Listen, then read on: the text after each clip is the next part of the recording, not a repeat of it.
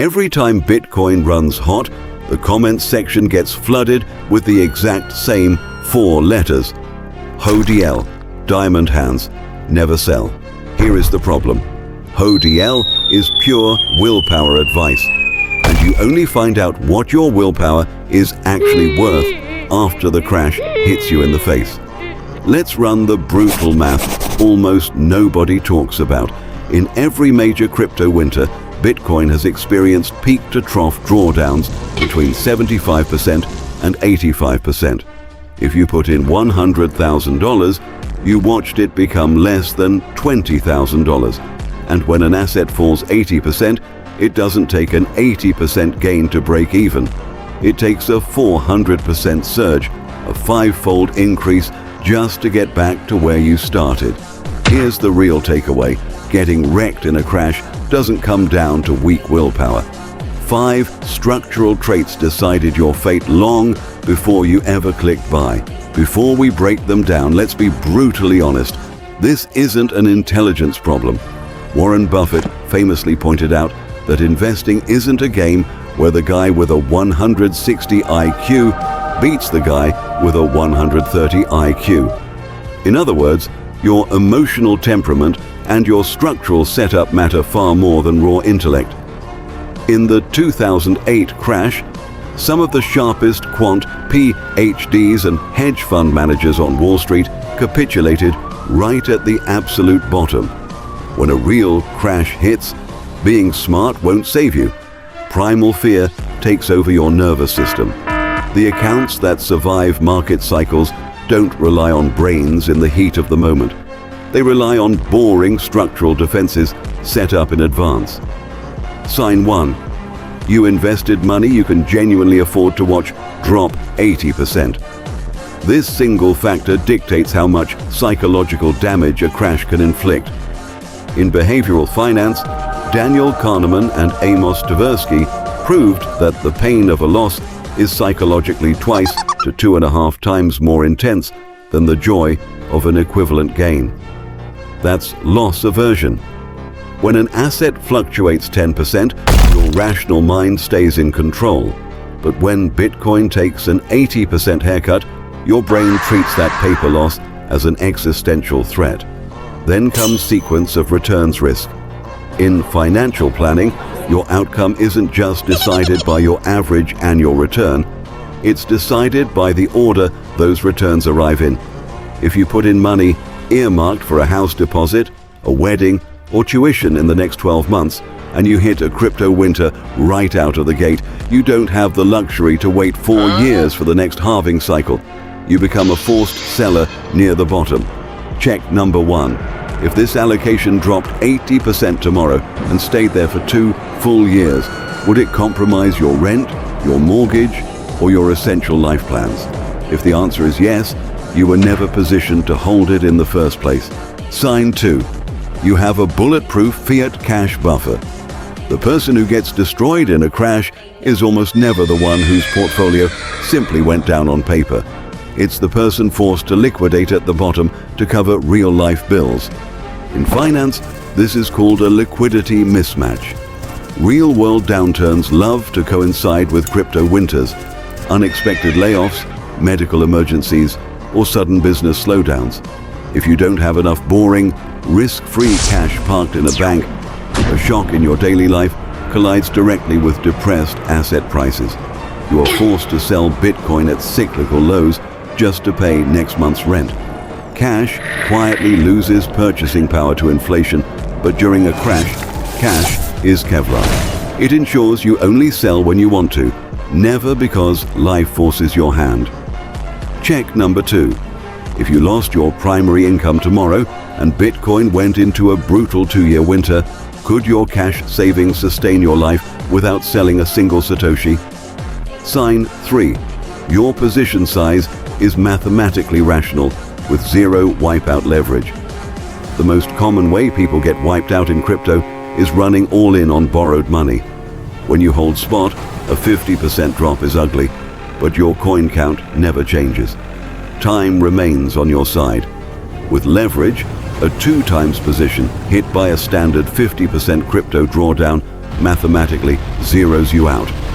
That's your probability of ruin. Once you hit zero, the game ends permanently. Professor Hendrik Besembinder's landmark research proved that extreme skewness drives financial markets. Just a tiny fraction of outlier assets generate virtually all net wealth creation. But here is the critical reality. If you bet your entire net worth on one high volatility asset, the psychological pressure will break your decision-making long before the compounding kicks in. If Bitcoin is sized as a high upside satellite position, say 5% to 20% of your liquid net worth, a severe drawdown leaves your broader wealth intact. But if it represents 80% or 100% of your life savings, every 10% daily wick becomes an emotional nightmare. Check number 3. What exact percentage of your liquid net worth sits in crypto? And do you hold any position that could be liquidated by a sudden market wick? Sign 4. You wrote down mechanical rules before the panic started. In behavioral finance, this is called a pre-commitment strategy. It comes from the legend of Ulysses, who had himself tied to the ship's mast so he wouldn't steer his crew into the rocks when the sirens started singing. In the middle of a market crash, adrenaline overrides reason. Any decision made on the fly is almost guaranteed to be emotional panic selling. Surviving investors rely on protocols written down in advance, a dollar-cost averaging schedule that buys on autopilot regardless of noise, a tiered buy-the-dip framework that deploys dry powder at specific drawdown thresholds, like minus 30%, 50%, or 70% from all-time highs, and a disciplined rebalancing rule that trims profits when a massive bull run makes Bitcoin an oversized part of your net worth. Long-term studies from Vanguard show that rebalancing isn't about squeezing out the highest theoretical return.